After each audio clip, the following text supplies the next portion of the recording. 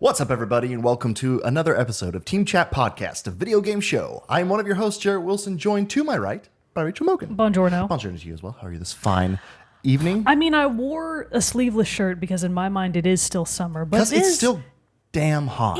It was mildly chilly when I came in, though. That's and now true. Sitting here under the ceiling fan, I'm freezing my buns Which off. I apologize for, but I am. No, Jerry, I'm very hot. It's a struggle in here, you guys. Every time we record, it's a struggle because I'm always freezing and Jarrett's I'm a just million like, degrees. I am on the precipice of waterworks. And so, yeah, we got to keep it balanced in here, but we'll also keep our opinions on games balanced in Will here. we, though? Will we? No, we make some big old hot takes We every once in a specifically while. call them the games we love and like there's not a lot of And middle the games ground. we hate. Although, still, to be fair, not very many games hitting on the old ones we hate. for Rage 2. Say for Rage 2, that one's pretty well on there. But you can hear us talk about other games, the ones we love, the ones we hate, and everything in between here on Team Chat Podcast, a video game show. And you can do that when episodes come out every single week on podcast services around the World Wide Web. You can also watch a video version of each episode over on our YouTube channel. You can find us on social media at Facebook, Threads, and Instagram. Join our Discord server where we have a lot of great conversation when we're not here recording the show. And finally, if you'd like to help make the show bigger and better, you can head over to patreon.com/teamchatpodcast, just like Allison H, Fuchsia, Ark, Brandon W, Bro Mogan, Super Saiyan Ace, Erica L, Elise F, James K, Michael B, Michael S, Snooty Boots, Susan M, and Zach S have done. They've gone over to patreon.com/teamchatpodcast, where as for as little as $1 a month, you can support the show. And in return, we'll give you cool perks, like getting the episodes early before their general weekly release and access to a private channel on our Discord server, the Rogues Gallery. And those of you who sign up on the $5 tier will get all that stuff early, the video version early, and 1 week early access to our subsidiary show, Team Chit Chat, where we talk about things not related to games. We're not allowed to do it. We should review the Popeyes Thanksgiving turkey for the next Oh my Team Chit God. Chat. That would be pretty That funny. would be really funny. Just a stupid excuse to come on here and eat a whole turkey. Because we've been talking in our group about Friendsgiving and what to do coming about up and all that stuff. And our friend Michael is volunteered to make a turkey, which is going to be his first time doing it. But he said that if it doesn't work out, he's got the Popeyes turkey on backup. And so and when it he showed said this that, I didn't know that was a real thing. I didn't either. So I See, thought he was just cracking a hilarious joke because, and that he was going to yeah. go get a bunch of Popeyes chicken tendies and if the assemble turkey them did- into a turkey-shaped mound. something I would absolutely see him doing. That would rule. It made sense. And so, yeah, I didn't realize they were actually making turkeys either. And then I saw a commercial for one and I was like, there we oh, go. Michael's not just crazy. But yeah, so but it was really funny because my phone now has the Apple Intelligence stuff on it, so it made a AI recap of the text thread, and it said Popeye's turkey praised. And it made it sound like we're worshiping the Popeyes It makes it sound like turkey. Friendsgiving is happening because we want to have Popeye's turkey, and it's ridiculous. Oh my God. I laughed Popeyes so hard. turkey be praised. It makes me think hail of like turkey. Bloodborne, Dark Souls. Coals of Praise the lamb, turkey. everything. Yeah. We really should. Oh, that would be really good. That's really That's funny. how you get that sponsorship money right there. You We just gotta could, go. You just gotta have the turkey leg. I assume it doesn't come with stuffing, but we Yeah, could probably not. get a bunch of their red beans and rice and then their Cajun fries, and we could stuff it ourselves with a mixture of that. Sounds delicious. It That sounds does sound good. horrible. All right, sounds what we're gonna do. That's our Thanksgiving plan. Everybody's invited.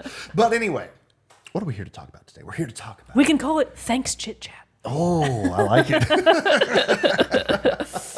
All right, but before Or we Thank jump over, Chat's Giving. ooh, I like Team that. Chat's Giving. That's so. Okay, it took there me it 3 is. tries to get there, but I did get there. Oh man, I like that name. We should do Team something Chat's of that. Giving. That would be Yeah, fun. That would be fun. In-person Thanksgiving sometimes. Everybody, let us Everybody know. come over. Let us know in the comments. We're eating the Popeyes turkey and nothing else. You have to eat a whole turkey. That is all we yourself. have. All right, well, before we get into our main topic of the day and quit making ourselves hungry talking about delicious turkey, let's get a little bit of news and what's Okay. coming out soon. The most important thing we need to convey to you all yeah, we just right gotta talk off about the this right bat, now. we have to talk about it immediately because it's limited time only. It's already been out for a few days by the time you're listening to this episode. Going on right now, Overwatch 2 is hosting a time-based event of the return of true Overwatch Classic. Day one Overwatch. You can get into the game right now. You can go to Overwatch Classic right on the home screen. It's the old 6v6 style, Hell the yes. original 21 character roster, all original abilities, which means Scatter Arrow is back and Mercy's 5-man res is back on the board. Ridiculous. That's what I'm the most, because I was, And oh my God. no limits. You can have multiple. limits. Everybody can be the same character on the same You can team. do the Hanzo 6 stack again, guys. Remember that lasted like a week before they were like, "Oh, this is too powerful. We can't do this." It was fantastic, and I cannot wait to get back in there. We both downloaded it today because when we're recording, it just came out today. Yeah. So I'm like re-downloading Overwatch 2. My PS5 was like, "Oh my God, I'm struggling, girl. I don't know about this." And I was like, "I really need you to try. I need you to work on this." This is important. So yeah. Through, I believe, awesome. So as of today, which is the day it launches, I believe it's a 20-day event. I think it runs through December 2nd. Let's see. So if you've got your old Overwatch, if you've still got the love for OG Overwatch in your heart, now is your time to go back and play the way Papa Jeff intended. He's smiling now. He's sitting smiling back down in his home in his leather recliner, just chilling with a nice glass of something to sip on in front of his fire. He himself is playing Torbjorn as we speak. Just being like, yes. That also means that original Symmetra is back, which means the car wash is back. No. Do you remember her turrets? All the how turrets. They used to be. Well, and I saw too in the reveal trailer, Temple of Anubis map is back. Oh yes. So like original maps are back too. Temple of Anubis. What's the one? The one where Hanzo lives.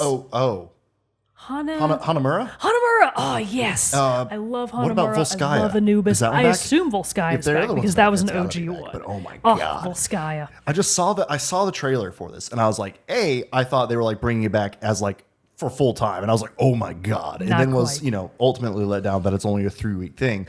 But the amount of excitement for a game that I haven't touched in so long is so high. So my conspiracy theory based on nothing is that maybe they're actually just testing it to see if it's worth keeping around again. Because I feel like if they made that, because it could live in the arcade.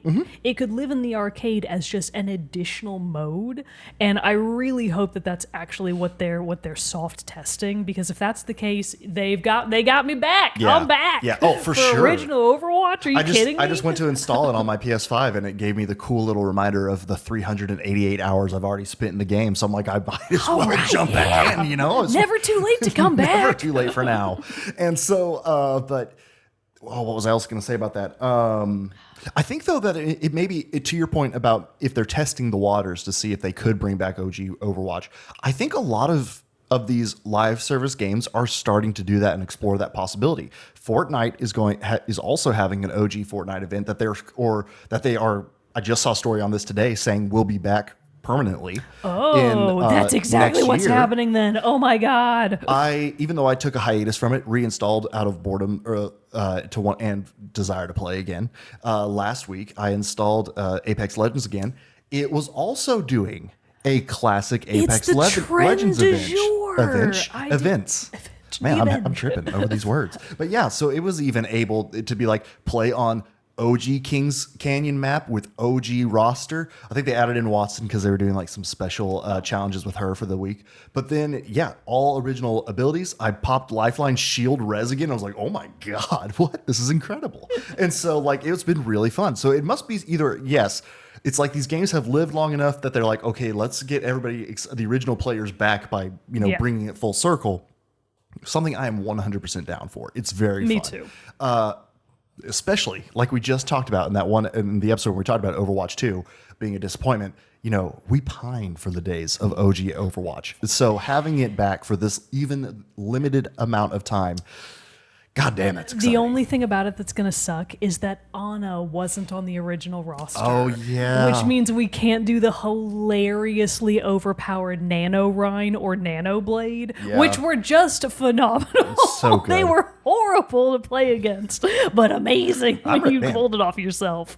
Yeah. You can go back and play OG Genji again. OG Genji, OG Roadhog. Oh my God, OG Roadhog. I love Roadhog. Oh boy, I'm not gonna. It's gonna be good. I remember the times as Mercy.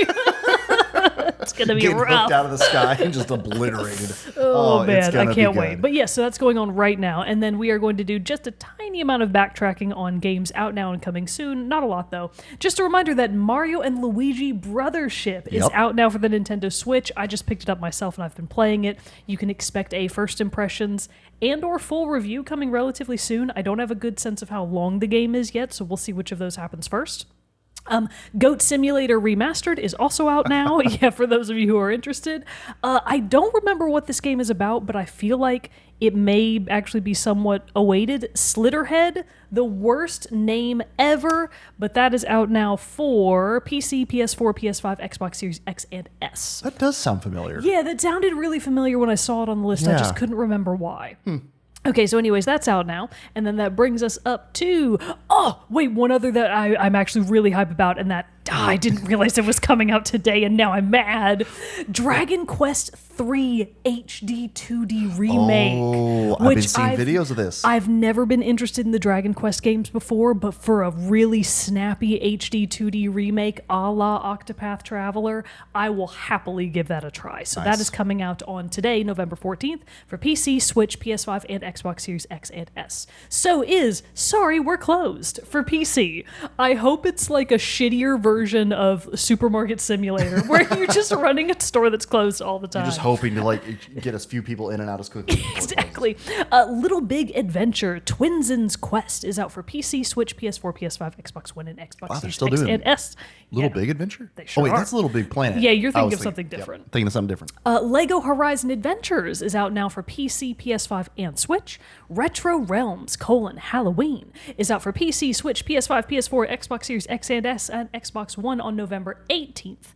Also on the 18th is Retro Realms Ash vs. Evil Dead. I'm not sure if both of these are remakes, but that's kind of what I assume they are, maybe not. Anyways, that is out for all of the exact same platforms. Rogue Commander Early Access comes to PC on November 18th as well. Microsoft Flight Simulator 2024. Hell yeah. The Return of the King. That's not what it's actually called. It's just Microsoft Flight Simulator 2024, but that is for PC and Xbox Series X and S exclusively on November 19th. So I feel like we briefly talked about this, Towers of a Gazba. Yes. I really struggle to pronounce it. I hope that's even remotely right, but that is coming to early access for PC and PS5 on the 19th as well. We've also got, this one's a throwback, a real throwback, the My Sims Cozy Bundle. Oh. So you probably don't remember this, don't. but back during the heyday, like the early days of the Wii, one of the Wii games that I loved was called My Sims. And it was like a weird Wii-esque version of a Sims game. Like not at all really what you're imagining when you think of The Sims, because it took a very different turn, but those games ruled. And the My Sims Cozy Bundle, I believe, features the original My Sims and the sequel My Sims Kingdom in one bundle, and a remastered bundle for the Switch on November 19th. We've also got Stray coming to Switch. Oh, how about them apples, right? Cool. And then that gets us into next week, I believe. So that should tide everybody over for now. Very good, very good. That's Some what's good out stuff now and coming out. Some soon. Good stuff. Well, it's time for the main topic of the day, which it is a fun one, because I have recently completed, as of this last weekend, my playthrough of Star Wars Outlaws. So what better time, thank you for the claps, to come back to the show. I gave my first impressions on it a few episodes ago. Now let's do my full review. Yeah, that was actually a pretty quick turnaround. Really? Was it? It felt like I really drug it out. It probably wasn't actually, like, time just, it just all crams together. So remind me when you started it. I mean, a few days after launch, because we were gone launch weekend. Was this in September? No, it was August. It came out at the end of August, like okay, August gotcha. 30th, I want to say. Or So, 28th. So, yeah, like... Took you about 3 months? Yeah. 2 to 3 months? 2 to 3 months. I guess that actually is a longer amount of Yeah. time. In my mind, it felt like yesterday. Yeah, it really kind of did too in that sense. But then I also to me, I was also like, I'm dragging this out for some reason. I got to get this finished, which is something that we'll be talking about in said review. But for those of you who don't know, Star Wars Outlaws is the latest Star Wars video game, or one of the latest, because Star Wars Hunters, the mobile game, also came out recently, but that's neither here nor there. Anyway, Star Wars Outlaws is an Ubisoft game, the first Ubisoft Star Wars game, and also the first Star Wars, not live action, The first Star Wars live action game. What's It's like got all Open that world. That's what I was looking for. I was gonna say it's got all that like rotoscoping. Remember back when yeah, that was a big the full hit? motion video stuff. Yeah. Oh, so that good, so would be good. awesome. There are like old Star Wars games that do Oh, use I that, don't doubt and it's that. so fun. That's I love super it. One of my cool. favorites, Rebel Assault 2, used a whole bunch of that. It's so Tragically, good. that's not what we're talking about today. Tragically, it's not, but I could do one on that because that game was great as well. But Star Wars Outlaws, you take the role of Kay Vess and her companion Nyx, who's like a little creature, kind of looks like An an axolotl. axolotl with fur. Yeah, like a bigger, like Yeah. a cat-sized axolotl. Yeah, that's a great description of old Nyx. Well, maybe more like a And- medium-sized dog. Yeah, that's true too. But so the whole point of this game is that you are an outlaw, a gun for hire, a smuggler, whatever job someone in the galaxy needs doing, you are down for doing it. And so at the beginning of the game, which makes it sound like you're actually like kind of an evil person, but no, you're very Kay is a very delightful character. And Nyx is also as just like a fun, bubbly little creature who's just there, super fucking cute. My So God. cute. Everybody loves a little guy. Right. Yeah, It's you like can't go they wrong. knew what they were doing making him. Yeah. They saw the success of Baby Yoda and they were like, let's capitalize So on this. what I actually think they did is they took the outline of Baby Yoda's head shape because they were like, we've gathered that this is what people enjoy, and they just kind of like This is figured a marketable they head just shape. figured out that like golden ratio of squished and elongated works for everything. So they were like, okay, what's the next closest creature we can think of? The axolotl. All right, Boom, we'll make perfect. it big into a dog and we'll call it a day. And so the basic overall premise of the game is that you are kind of like, making your way in more of the underworld of the galaxy, which is a somewhat new, or not new, but different perspective for a mainstream Star Wars game, especially considering the last two big games to come out have been like Jedi Survivor, Jedi Fallen Order, that, are more in the Soulsborne genre of a video game. So this is a different field. This is more of an open world RPG. You can travel into space. You can go across ground. You can travel to different planets, completing all these different quests and jobs for different crime syndicates around the galaxy, as well, running with Imperials here and there as well. And so, but the main conflict or story of the game is that Kay lives on the planet Canto Bight, which, if you remember from the great Star Wars film The Last Jedi, and I do not say that ironically, I love that one. You remember that as like the casino planet or casino city that they go and visit. Right. Which I thought was super fun to get to see see that planet brought back into a visual Great media. setting for a crime syndicate to live. Exactly. Yeah. And so the whole thing is that she lived there and has grown up under the tutelage of her mother, who is also kind of a slicer, hacker, kind of also more of a outlaw character, if you will, and part of her group that she has on Canto Bight. Well, Kay and her mother have gone their separate ways at this point, and Kay's making it on her own on the streets. She breaks in and through a series of opportunities that show up at the beginning of the game is able to break into the headquarters of a local crime syndicate, the Zarek Besh. And when she does, she is able to steal the crime boss of the Zarek Besh, Sliro, steals his ship, which is like a really cool ship, and some other money and stuff like that from him. But So is it kind of more like a yacht? Like, is it like the equivalent of stealing a fancy it's not like yacht? a yacht, but it's like just a pretty nice like freighter ship and everything like that. It's called the Trailblazer. Oh. And so basically that alerts other syndicates that like, oh, hey, she escapes, but barely. But it kind of alerts other syndicates that like, hey, she's the closest that's ever gotten to actually breaking into Zarek Besh's vault and getting their stuff out. So she's approached by another criminal, I guess. Let's not mince words, Jerrett. It is These interesting people, being like everybody in this game is like, yes, associated, is like Kay is very much, and I said they this are in my permanent residents of the seedy underbelly of a seedy city. I mean, that's kind of what it is. It is kind of the thing where like Kay is very much like Han Solo-esque in character. Just like, he does morally gray things, he shot that guy in cold blood that one time. Exactly. Poor Greedo, R.I.P.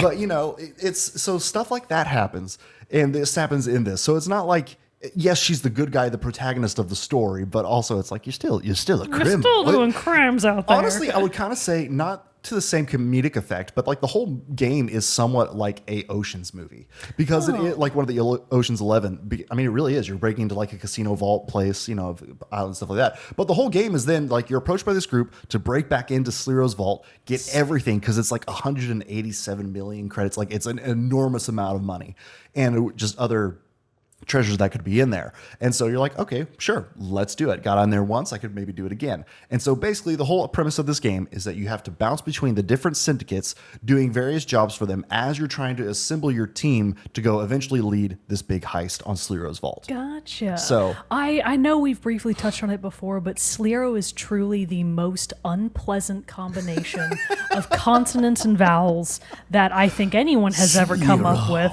And it is, God, it's such an ugly, icky, gross it's word. a Star Wars name, though. It is a through and through, that's horrible, a Star Wars horrible name. It makes me want to throw up in my mouth. So I talked and I shared in my first impressions some of the initial. The initial? God, I am going all over the place. Initial like thoughts and everything, and I'll kind of like go over some of my original pros and everything that I kind of went over there just to like refresh everybody. But you know, like I said, the game is open world. You do have all these vast areas to explore. There are lots of side quests and random places to explore. There are different contracts that you'll do for these different for the different syndicates. There are also like these expert missions, expert quests that you can do that will unlock new, but more behind the scenes crew members for Kay, but people who will then unlock like various abilities for her to use, such as you meet Braum, who is like a bartender where Kay lives and is part of like, an old friend slash colleague in their little ring.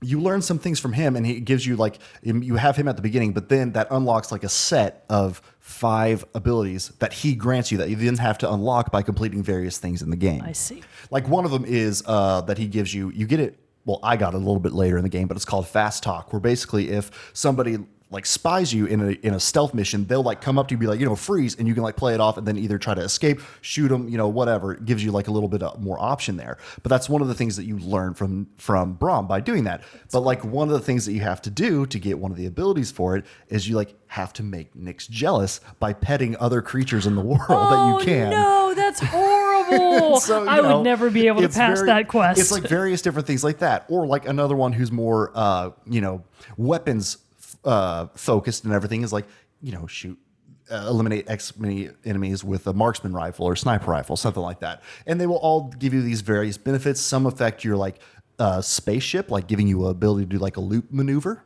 Yeah. Question about the spaceship. Sure. So do you keep the spaceship that you stole in the beginning of the Yes. game? Oh, so that like becomes your sort of base, more or less. Yeah. Okay, gotcha. Because you'll on the ship, you have like your living quarters. You can actually, that's where you'll upgrade your blaster. You have like a place where you receive shipments from cartels and everything like that. A holo table that will maybe have some news or you can communicate to other people with, and then you're like your cockpit area and different stuff like that. But yeah, that kind of is your traveling hub with you and everything like that. You also have a speeder that you can use for exploring around on the open terrain, which I will say so fun. One of the highlights of the game. The speeder felt really good. Nice. Like it has a boost that you can unlock fairly early on, and when you do that, it's like you feel the kick and the push and the power. Cool. Nyx is hanging on the back of it by his 2 little front legs. That's cute. As his body's just like flapping in the wind behind you. He's having a great time. And meanwhile, in his mind, he's terrified. Right, He he's does not enjoy the speeder. But so it's really is just, that's kind of the basic premise of it. It does kind of feel in like its gameplay, I would say, and I would liken it to an Assassin's Creed, really. Like it kind of feels that same way. Me that. Yeah, it kind of like going through cities and kind of how the stealth elements feel very Assassin's Creed-esque. Even Nyx is adjacent to Assassin's Creed, because in those games you get the eagles or some kind of like bird of prey that like can scan environments for you, your eyes in the sky. Nyx kind of takes that role as well, so it does kind of feel very Assassin's Creed in that regard, but obviously with a very obvious Star Wars twist and skin on it. There was also another very fun thing that came with being like a slicer / side activity that I really enjoyed that they incorporated in this game is the like mini rhythm game of using your lockpick to get into doors, crates, and other things like that. I love that. It would be like a series of beeps and you'd have to listen to it and then hit the like trigger, the R2 trigger button in time with that to unlock the door. Cool. I loved it because A, it's just a fun little mechanic, but also B, there would be times that you would have to do that under pressure. Like getting it right before someone comes back around a corner, if you so choose. I mean, there's ways to distract people and keep them occupied and give you time, but it's very like makes for some very intense like hacking situations. And a pro rhythm gamer like myself would always take the high stakes situation. And there's also some other like slicing that you can do and like hacking into computers on like at terminals and stuff like that to either get some additional like credits, crafting materials, different stuff like that. And that also has like a little like mini, like it's kind of actually like Wordle. You're just like mixing the different shapes and trying to get them all in the correct sequence and stuff like that. Cool. So just a lot of little fun mini games like that. There's actually also a whole mini game of Sabacc, which is like the big card game in Star Wars. We love an in-game card game. It's so fun. And it was really fun to get to play Sabacc. I was like, can I get a deck in person, please? Like a physical deck, please? Because it's really fun getting to this thing that you've like always heard and mentioned in Star Wars, and then you're getting to play it in this digital form. This is like the first time that Sabacc has sort of been that I know of it being like a playable thing. Yeah, kind of like it's not like as in depth as like Gwent is in The Witcher, but it's still something where it is just like you can go to these different cantinas across these planets, find a table, sit down, bet some money, win some money back. You can use Nix to cheat and look at other people's hands, cheating and everything like that. Which actually somewhat of how the mechanics that they worked into this game, like you can have these like once per game use tokens that have like various abilities or power-ups, which actually felt very similar to the power-ups and stuff that they used in the minigame Orlog in Assassin's Creed Valhalla.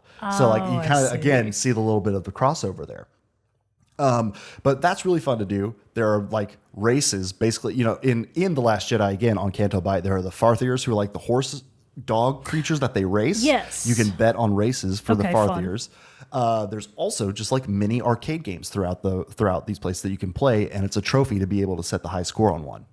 So Did you? Not yet. I actually played one. I was like, shit, this is hard. Is it a high score of like compared to in-game I believe players in-game or players, against not the like whole world I hope not, of because players? I'll never get it. No, you never would. It must and be. That will sit there for 20 years, and I'll come back and be like, why did I never get the platinum for Outlaws?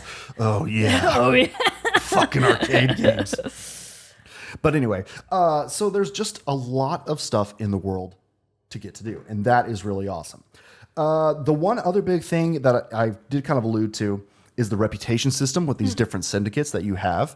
And it really is just kind of like a balancing game. And you can choose to like screw over some and do things against them a lot and help specifically other cartels. And as you rise through various ranks of their approval with you, you'll get either cheaper items at shops, access to different contracts with them with better rewards, cheaper major upgrade parts for your like blaster and ship.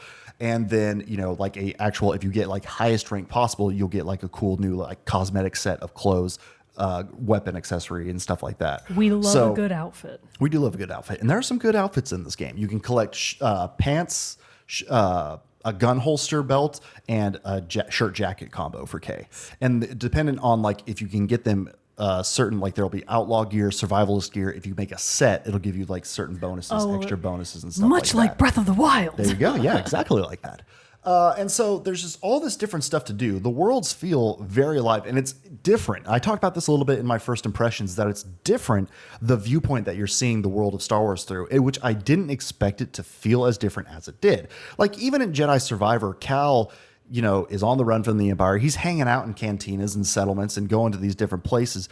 But you always felt like you weren't a part of it because you had to be separate from it as a Jedi, if that makes sense. As the Jedi always are. They always have to like abstain and be very careful with their emotions. He's very much on the run, like especially on the run from the from the Empire. It has to remain hidden. So, but this is like there is that element because you can be chased by the Empire. You can be wanted by the Empire, and you have to clear that wanted level and different stuff like that. But you're also just like, this is just my world and I fit in it. And it's very fun getting to explore some stuff. This is a mild spoiler, but like also it's a Star Wars project and they can't not have Tatooine involved. You go to Tatooine. Boo! But, I'm going to go ahead and thumbs down that. Yes. but it was so fucking cool. Okay. Walking around in Mos Eisley because and seeing like the big crash ship that's like sticking up out of the ground that you see in A New Hope. You go into the cantina where Han, where they meet Han and Chewbacca. You see the scorch mark on the wall from where Greedo missed shooting Han. That's kind of fun. There's stuff like this, and it just feels like it's like, oh, this is really cool. As the feeling was replicated going to Jabba's palace. You've been in Jabba's palace before in games like Battlefront 2 actually had maps that took place in Jabba's palace and on Mos Eisley. But again, it's different because Jabba's in it. It's like being lived in as it would be lived in kind of thing, not just like a multiplayer map in this game that you're running around in. So it's just getting to explore these areas was really, really cool. And I think they did a lot of great work of just kind of making it feel like a lived-in world. It was like the photo mode of this game is also fantastic. And I posted quite a few of my pictures, and I have a few more I think I haven't shared yet. But even like I spent a lot of time just taking photos of cantina denizens, like who were just like sitting at the bar So having you're a drink. creep is what you're Kinda just like saying. getting these like moments of life, snapshots into their world. And it's just really, really fun. But taking that all back, I got distracted. The reputation system.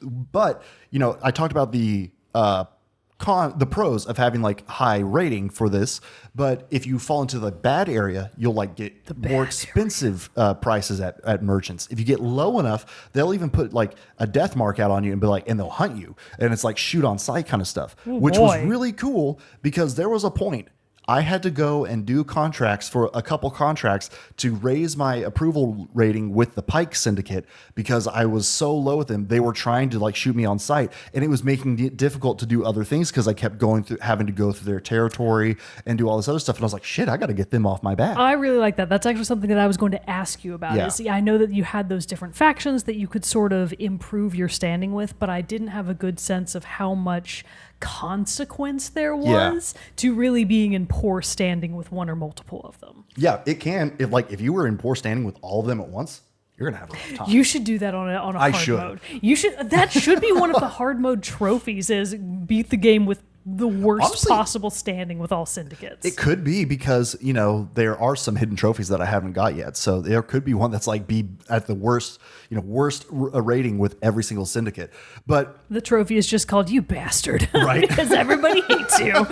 But what's cool about that too is that the missions and contracts you take usually will have a plus and minus effect where it will raise the rep of one, but you went against the other to do it. So you lower that. So you really have to kind of like balance how you feel with all these different syndicates. So again, it just kind of makes it fun. It adds that little extra flavor of just like there's all these different things that you can do. It kind of feels like you're sometimes trying to like just sit on the fence, and like just play the best you can and play all the syndicates against themselves, and different things come up from that you can follow and choose to have. And there is a point like late in the game where your rating and system does actually come into play and like have some effect on the story, on the final moments of the story. So that was kind of some of the early stuff that I like. Now that I've finished the game, I have a few more of the pros that I really definitely have liked. I thought the actor who plays Kay, Humberly Gonzalez, she did a fantastic job. Nyx was actually voiced by D. Bradley Baker, who is the voice actor who does literally every single clone. Oh, that's so cute. Yeah, in all the shows, in all the animated shows and everything. I mean, he does a shitload of voices outside of that too. The clones are the best. But D. Bradley Baker does a lot of voice work. Wait, is D. Bradley Baker the voice of Squilliam Fancyson? He might be. Oh my god! I'm sure he does. He does space. All right, you keep talking. I'll keep going through this list. But let's see. So I talked about the mini games, the different stuff like that. Another thing I was surprised about: quests were surprisingly long. Like the mainline quests would sometimes be like, go to this Imperial base, or XY base. Infiltrate it, get this thing, then take this thing to another person on another planet, do it there. And there might be sometimes like another little side thing you have to do with them. Like some of the missions, and they would take longer because there is a bigger emphasis on stealth in this game too, because you are trying to break into these various strongholds, steal various things, and that will also affect negatively or positively your reputation. So it is kind of the thing where you have to, if you want to be super stealthy, you'll probably be able to get away without hurting your reputation against who you're trying to steal from. But if you get caught, you will have some effect to it. So, it can make it take longer depending on how stealthy you're wanting to be or how many times you have to retry, which happened a lot for me. And so it was just very much a thing that I was like, oh, surprised how long these like main storyline quests were. But I also liked it because they never actually felt like you're doing the same thing over and over again, because a lot of it was like trying to find these best ways to go through these various levels. Sometimes I would find like 3-4 different paths that could work in a stealth situation. Just kind of depends on, what you're going for and what the situation calls for. Quick pause. Yeah. Very important update about D. Bradley Baker. Okay. He is indeed the voice of Nyx. He has voiced Squilliam Fancyson from SpongeBob, which is Very hilarious. cool. But more importantly, he voiced both Momo and Appa in Avatar: The Last Airbender. Oh, shit. Yeah. So Very this cool. dude is a professional critter voice actor. Yeah. Wow. I don't think there's any voice project. He's also the voice of the fish Claus in American Dad. Oh, Klaus. Klaus. Yes. Claus. Sorry, Klaus. Yeah. He's also Klaus in American Dad. Oh my God, that's so stupid. I actually forgot about Klaus. I forgot that was a character. So it's just like, oh wow, he does a lot. He is Forgot that show incredible. had a talking goldfish. But like, it's like he does the voices. Since he does all the clones, he did the show The Bad Batch, which was literally about a clone squadron of 5 clones. He is doing all of their voices for like a whole show. How big? I hope that he got paid $10 You billion. know he did. He The man is rolling in the dough. But then he's still. First of all, part of me is like, why are you still working, man? Why Why are you would still you working? not? You got- But also, we love and appreciate it. He's gonna ride this gravy train for as long as He's he never can. gonna die. They're gonna still make clone content. By for the Star time he Wars. finally kicks the bucket, we will have perfected human cloning. So he'll like fulfill his own legacy. He will be the first. He'll be the first. Let's see. I'm trying to figure out. Also, am I just like going all over, but is this making sense? Oh, it's Like, all making the- sense. okay, Yeah. okay, All cool. right. So Wanna you're make sure I'm not going through losing the you. galaxy. You're teaming up with various crime syndicates. What's motivating Kay to pursue, like, beyond being a slicer? Does she have any motivation of like why this guy specifically? Like, why do they want to steal this specific thing? So bad? Specifically, it's going to be so much money. Like he when she stole his ship and Aunt Sleero's ship and the other stuff from the first run-in with Zarek Besh, he puts a death mark on her. So she like. If she they are like shoot on sight, she'll be hunted forever. So she's like in for a penny, in for a pound, basically. Exactly. So it's kind of the situation where it's like this score is so big, you can disappear forever. Oh, so her plan is to do the Yeah. Andor thing where she's going to retire on that Miami Beach planet. Speaking of, Andor Season 2, April 22nd. God, It's coming soon. I'm nervous. It's coming soon. I'm nervous because it happened during all that striking shit, and I'm nervous about it. Oh, no, it's going to be good. Okay. I mean, I have high faith, but I hope it's good. So that's kind of the overall like conflict of what you're shooting for and what you're going for.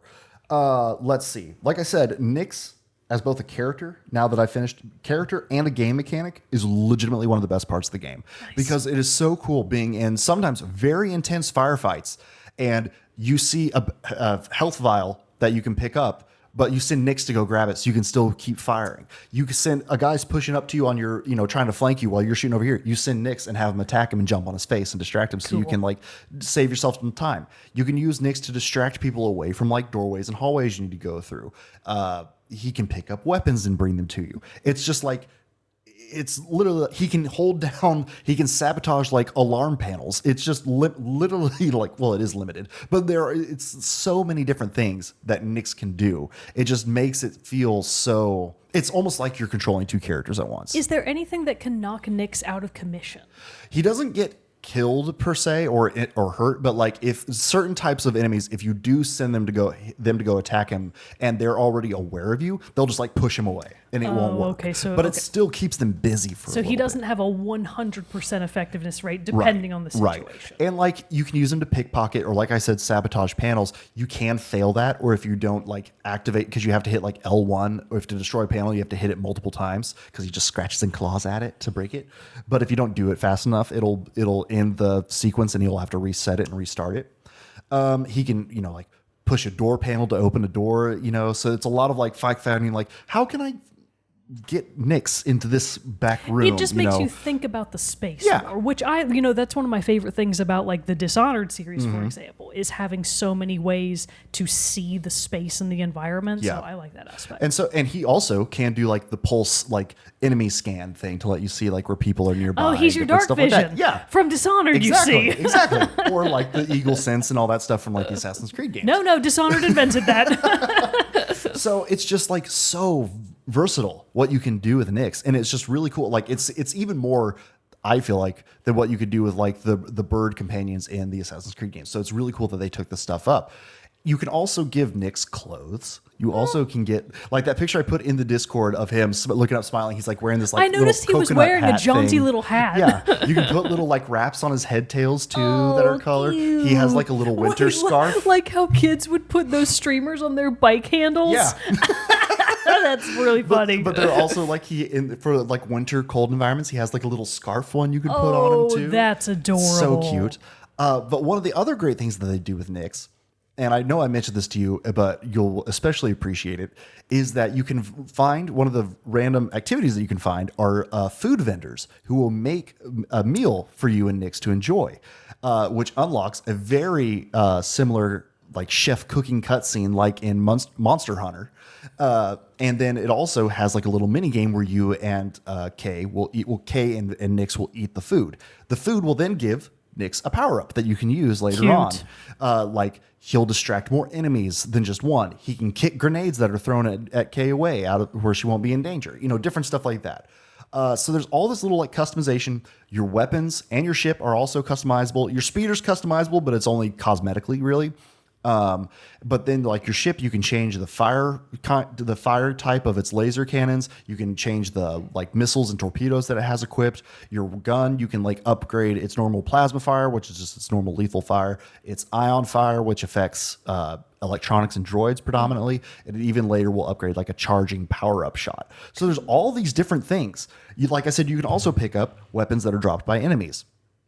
So there's just lots of different versatility, action, and all the different environment. You can really use the environment to your advantage. There'll also be like exploding barrels and different stuff like that. Now, I think you mentioned that with weapons that enemies drop, Yeah. it's like a one-use thing. Yeah, Right? Like you yeah. can use it up until it's out, and then you just have to discard it. Then right? you have to drop it. That is still one of my big cons of the game, is that I really still wish that you could carry them or have more use than that. Yeah. Because it just doesn't feel very...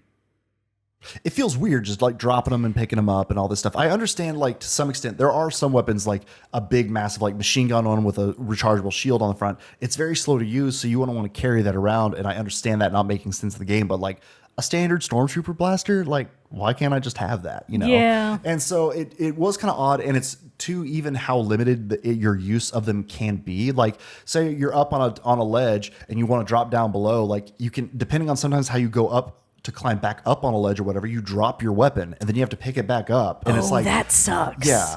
And so it's kind of stuff like that I'm like, that's kind of a weird thing to handle it with. But like I said, there's still a whole lot of other things available you can do. But yeah, the gun thing is definitely still one that I was like, I wish you could have done this more. I also wish you could have like hijacked someone's speeder. You can only ride like your speeder, and it would have been cool in certain situations, like where you could just Grand Theft Auto it and just, you know, and just grab somebody's speeder. And that is weird. Like if they've already introduced the idea of, oh, well, Kay can hack. Like if she can hack walls and stuff, why not other vehicles? Yeah. So I agree. So that's I kind of like understand. I mean, your speeder is really fast. It's really cool to control, like I said. But I've also But been I like, think it would but be why fun, couldn't like I? if you hijacked a significantly worse vehicle and then like fail. Well, because it's kind of the thing too, where it's like, you know, in other Ubisoft games, you can, or even like Breath of the Wild, you can call your mount to you. You can do that with this, and your speeder just kind of appears.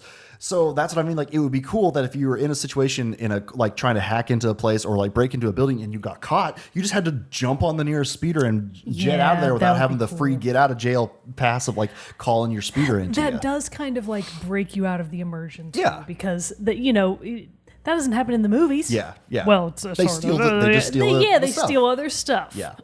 And so that was all great. Another great big selling point of it, the soundtrack, fantastic. The main theme of it is really, really good. It has like this really cool like da da da da da da da da da sound to it that makes it kind of sound like epic and like almost Western in a sense, and like the Wild West out there in the world that you're getting to explore as an outlaw. But also it is composed by Will Roger II, who did the Mortal Kombat 1 soundtrack. He also did the Helldivers 2 soundtrack from this year. So he is on a streak of knocking it out of the park with some fantastic soundtracks lately. So go give the Star Wars Outlaws soundtrack a chance, a shot. There's also like a compendium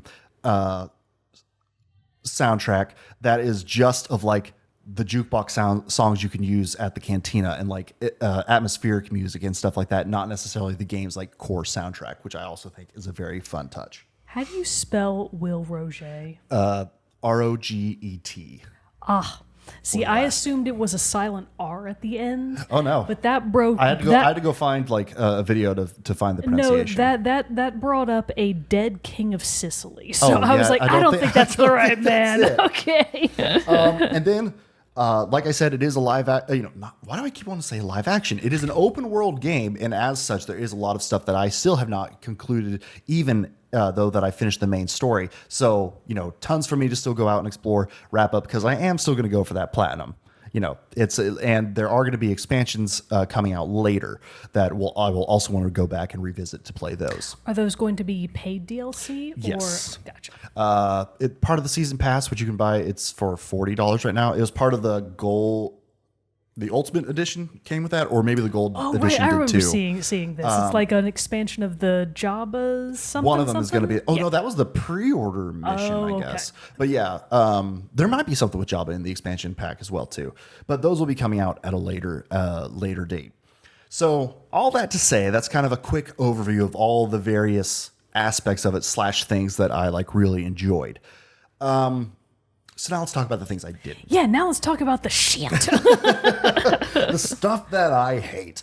And I have to really talk about it. Some of the things that I talked about in my cons are still kind of there and still did kind of stick around. Like the weapons thing. Like I said, there were some world events that will happen, like pirate raids or like you have to recover some pirate stuff before Imperials can take it back. And those felt like, random like world events that happen, but they actually kind of feel very scripted to very specific points. So you can do them multiple times. Gotcha. I was kind of like, okay, that's not as cool as I thought. Yeah, again, that immersion breaking. One of the things, though, I still like it because it was different. I'm like mixed feelings on it, but the forced 21:9 aspect ratio, where if you're playing it on normal TV, you're going to have a black bar at the top and bottom of your screen. Oh, yeah. You can change that and make it full screen. But it felt off playing it full screen. And so I know they're trying to go for this like cinematic, which like when you're getting across some of these big open vistas on these planets, it looks really great and it feels really great. But it just also like it's not what I want for a game. Yeah, like why? Yeah. Why? What motivated this baffling decision? It would be cool on my big ultra wide screen here. But like I didn't play it on my PC. So, but so that's just kind of a thing that I was like, it's an interesting choice. I applaud them for doing the choice. And I think that was an interesting, choice to make, but I don't know if it necessarily paid off the best for me. Yeah. Maybe this isn't something that needs to be a trend. I got used to it. Yeah. I got used to it, but it still was like kind of obvious to it. And especially if I'm like sitting back on the couch, it kind of made sometimes the like interactive buttons. Like I fucked up on those mini games for Nick's eating so many times. Cause it was like, I was having to be like, is that R to the right? And like you're looking at it, I don't know. It just is kind of odd, but like, and for context, Jerrett's TV is gigantic. so like if you can't see it from across the room, that means that your text is too small and not very good for. Which I probably could bump up the text size too, but then like I said, when I made it full screen and bumped up the text size to kind of make it better, it looked weird, and I was like, I don't think this is how they really want you to be able to play it.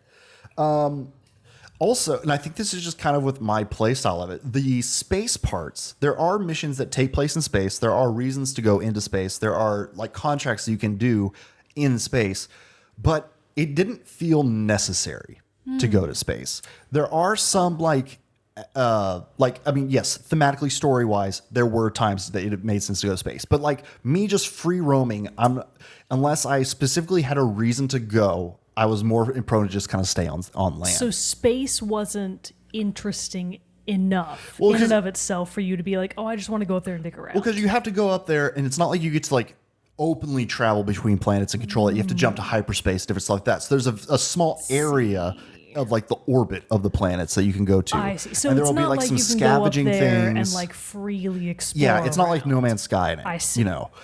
So there'll be like you can scavenge for some treasure, some different stuff like that. You can like fight off a pirate raid who's trying to take over another syndicate's capital ship or like steal something. There are some contracts that are like you have to protect this ship from pirates, and it's a one-shot run at it. If you fail and get blown up, you don't get to do it again, and you lose a reputation with that syndicate that you failed. I do like that. I love the idea of permanently failable failable missions. But the space just overall, I was like, I'm having fun on the ground. I don't feel like I need to go up there. The combat and the space fights and the dog fights in space were very fun, especially when it can get hectic. Like there was a time I went up there just trying to get some stuff up there. I got attacked by the Pikes because I had the death mark on them, but they were already in the fight with the Imperials.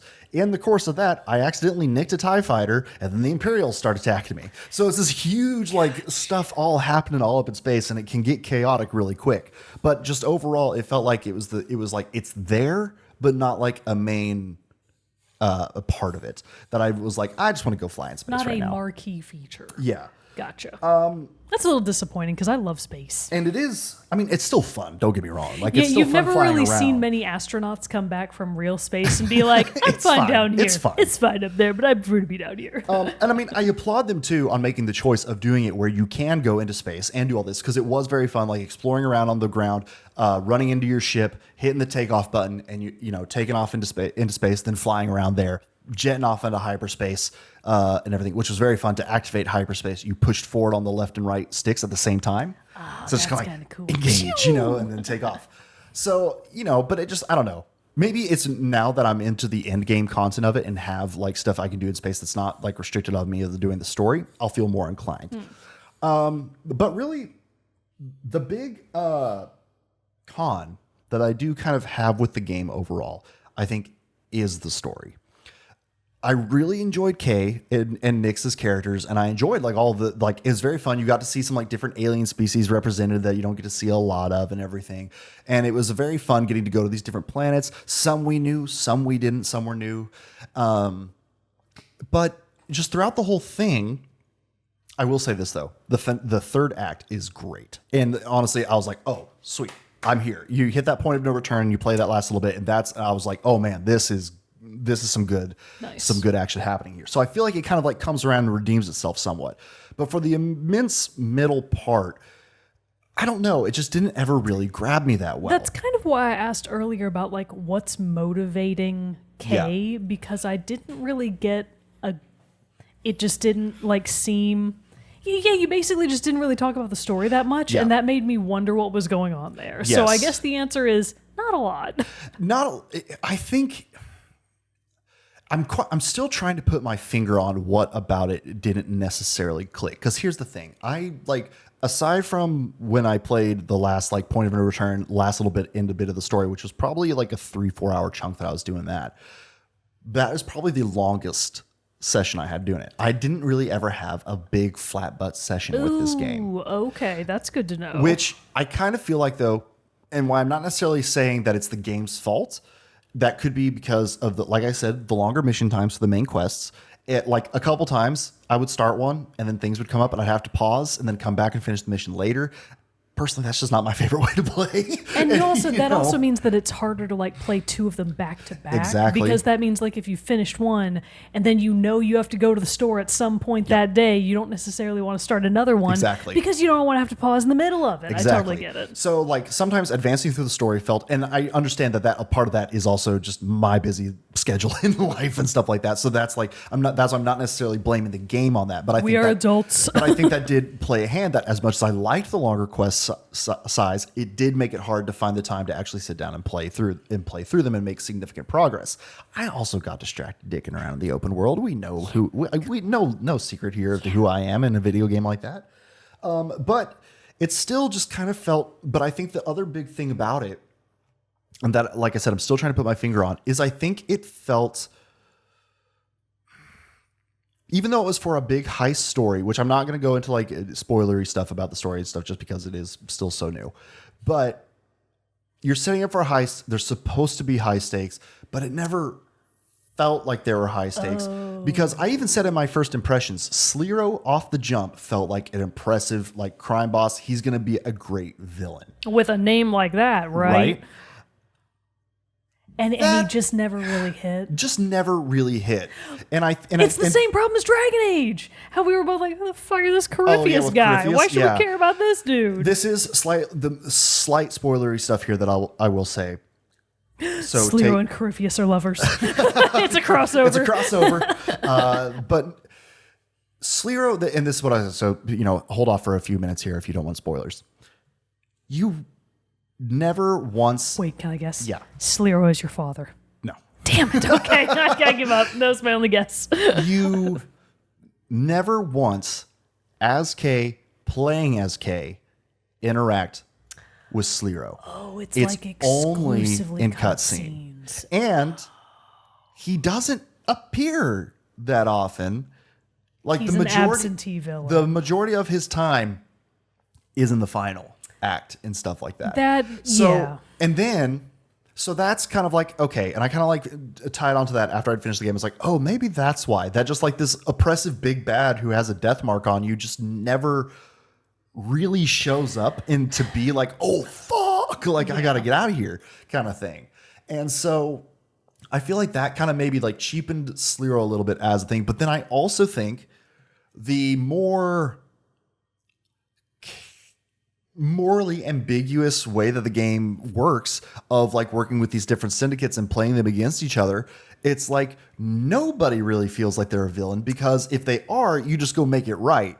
And then you're on this level playing field. And then, you know, if you're not shooting at anybody, depending on how the rep system works, then nobody's shooting at you. So to a certain extent, the gray area kind of worked against the story. A little bit. I see. So it's one of those things where it's like the activities were there, the world is there, and how exciting and open this world felt as a Star Wars game. But yeah, the story itself didn't have that gripping punch to make me really care. Why am I trying to steal this dude's ship again?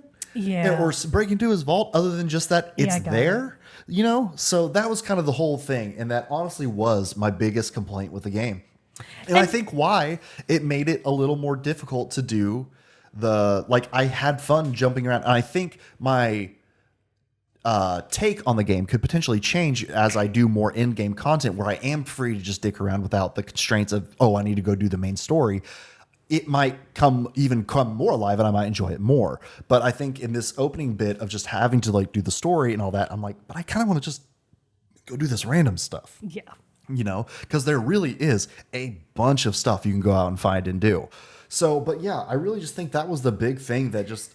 And I mean, that's exactly the problem that we did have in Dragon Age, is that we both felt super disconnected from the central plot. Right. In large part because the villain was not compelling. Yeah. So, I mean, it is funny to see that, like, game studios were making that mistake literally 10 years ago, and they are still making it today. I mean, and not to say the game, like I said, in the final act and everything like that, which I mean, I'm saying this is a big open world game. I want to say, let me look at my app real quick so I can see my hour count.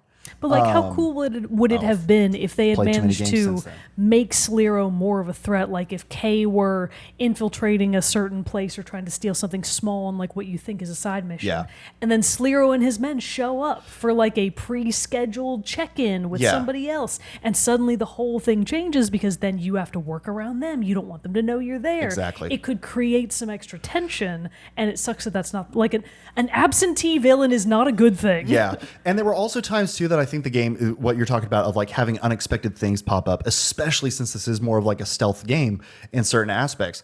There were times when they would, like, the characters you'd be talking with, your companions and everything, would be like, all right, hurry up, we got to get going, like we're in a limited window. But really you're not. You could dick around as much as you wanted in this level, and still, as long as you hit the checkpoints, you're still everything fine. I was like, man, it would add an extra level of tension if there was like a timer on this section and you had to like really work it, or like, you know, you're trying to get to this room in a place before Slero does something, you know, like to your point of just like if he showed up randomly. And so I feel like there were some times where like, yeah, it just kind of felt like it wasn't as impactful as it could have been. But was it? And so this is where I come back to the game, like my overall feelings for it.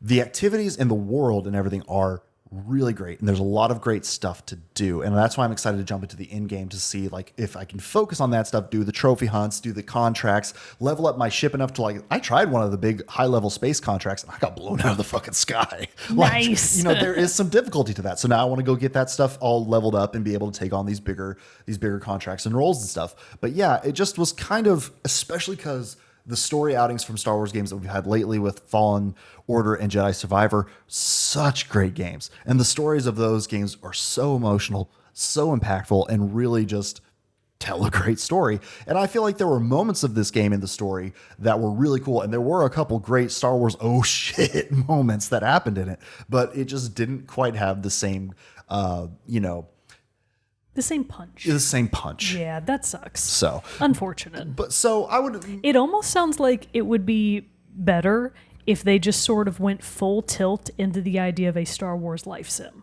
yeah.